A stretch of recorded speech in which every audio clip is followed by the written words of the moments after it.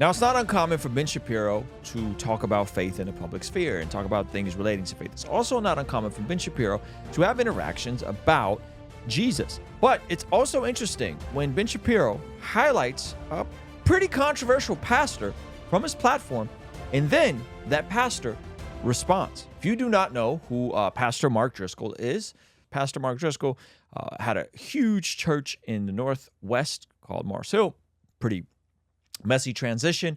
He since has pivoted and kind of rebranded, started a new church in the Phoenix area, and he has been just a lot of pumping out a lot of really good reels and shorts and crushing it. And one of these clips made it to Ben Shapiro. Ben Shapiro reacted to it, and Mark Driscoll responded to it. Over mothered, under fathered. When the boy is little, does he need his mother? Yes. So mother's in the first position, father's in the second position. When the boy gets older, needs his father. Absolutely true. This is about manhood, specifically about parenting. Mark Driscoll is making the case that when a boy is little, obviously needs your mother. When a boy is older, well, he needs his father. My son is in that transitional phase, by the way. He's 9, turning 10.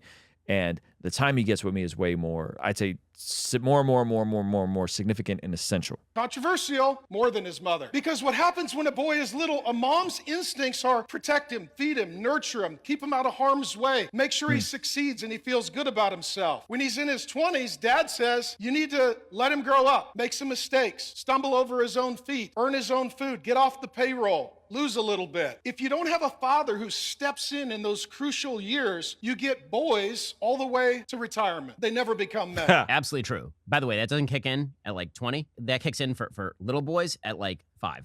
Young men are over. So Ben at 5. And what Driscoll's also getting at here, which is extremely controversial, is this age of adolescence.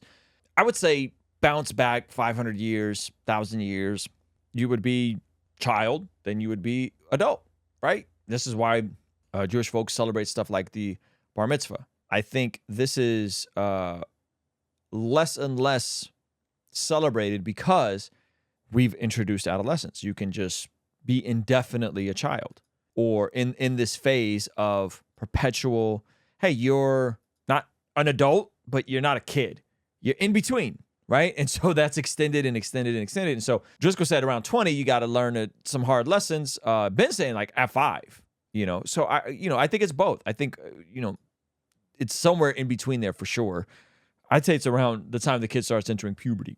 I'd say it's when the kids start entering puberty. I think that's the most essential time that the father really needs to engage in these sorts of situations. And so Ben Shapiro's reacting to it, co-signing it, super duper cool. And then there's an unexpected response from Mark Driscoll at the end of this video. So obviously this isn't the first time that Ben Shapiro, who is Jewish, has been asked about his thoughts on Jesus, the Messiah in the Christian faith. Recently, my friend John McCrae over at What Do You Meme did a video where he highlighted all the different instances. This first clip is from when Joe Rogan actually presses Ben Shapiro about Jesus. Check it out. No. We don't even believe he was a prophet. What do you think he was? What do you guys think he was? What do I think he was historically? I think he was a Jew who tried to lead a revolt against the Romans and got killed for his trouble. Just like a lot of other Jews at that time who were crucified for trying to lead revolts against the Roman and got killed for their trouble. So he became legend in story, and it became a bigger and bigger deal as time went on. Yeah, he had a group of followers, and then that gradually grew, and then do you think he was resurrected? No, that's not a Jewish belief. Okay, I just want to check. Yeah, no, we're not into we're not into miracle stories. No, that's no? no. You don't have any miracles? No, not by Jesus. And here's a time atheist Michael Shermer asked him a similar question.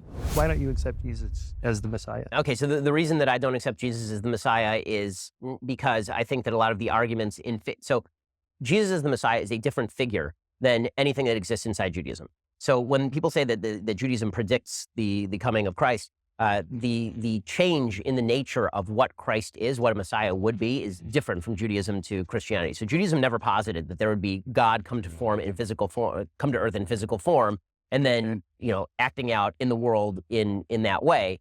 Judaism posits that God is beyond space and time. Occasionally he intervenes in history, but he doesn't take physical form. It's one of the key beliefs of Judaism, actually, is an incorporeal God.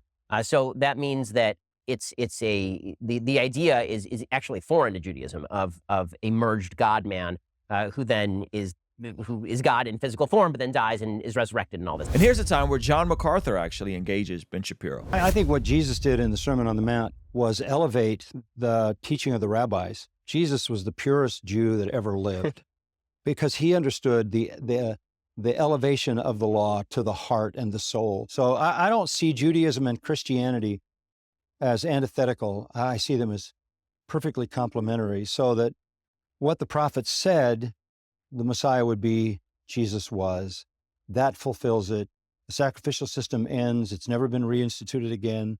The one sacrifice, the writer of Hebrews says, he perfected forever those that are sanctified by his one offering. And my favorite one, by far, is the person that I feel like should be able to persuade almost anyone on the death, bodily resurrection of Jesus, William Lane Craig. Now, pay attention to Ben Shapiro's response here. Why should we believe Jesus' reinterpretation of the Messiah rather than the one that the chief priests and the people held? And I think the answer to that is his resurrection from the dead.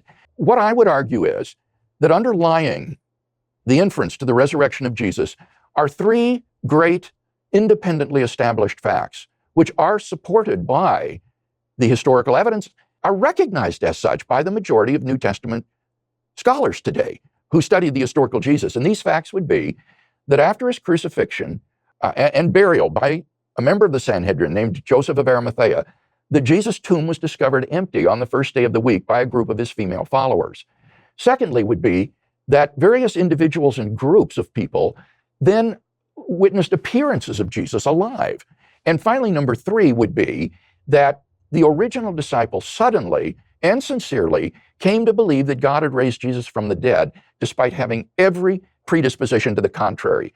The vast majority of scholars have come to accept as convincing the evidence in support of those three facts, not assuming biblical inerrancy or inspiration, but treating the Gospels as ordinary historical documents. You can show, for example, that the fact of the discovery of the empty tomb is attested by at least 6 independent sources in the New Testament, some of which are extraordinarily early. So we can have the historical argument back and forth, obviously, and I think that there are arguments that you can make. I think there are arguments that I can make. I honestly find them relatively uninteresting, is the truth, simply because I'm not sure that we're going to come to any sort of consensus on them. So it's interesting that many people have attempted to engage Ben Shapiro on this topic. But what if Ben Shapiro didn't need to be met with facts and logic, ironically enough?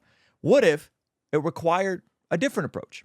And that's what I loved about Pastor Mark Driscoll's response. He was able to influence culture enough that he and his team created something that made it on Ben's radar, where Ben chose to engage and react to it. And then once Driscoll saw that, he responded like this. And it is Pastor Mark Driscoll here at Trinity Church in Scottsdale. Thank you for helping me get Bible teaching out. And we just wanted to say 1, 2, 3.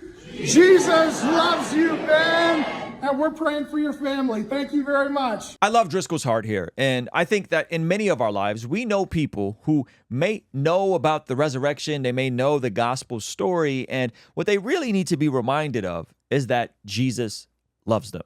I know that's simple. I know some of you guys are like, oh, Ruslan, I mean, where's the apologetics? I love all of that. But what I think is more important is that we will be known by our love for God and our love for each other. And I think that's what Mark Driscoll tried to illustrate to Ben Shapiro here. And Ben Shapiro is in an interesting place where a lot of his audience, believe it or not, is Christian, yet he denies that Jesus is the Messiah and said some questionable things about Jesus that some Christians might even find offensive. So he has to kind of navigate this tricky road as a Jewish person with a Christian audience. And I think in our lives, we can find common ground with people, even if they don't believe Jesus, and then use that common ground as a way to springboard and remind people of the love that Jesus has for them and the sacrifice that he paid by going to the cross, dying for their sins, and then rising on a third day.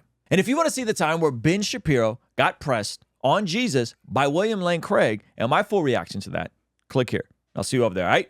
Peace.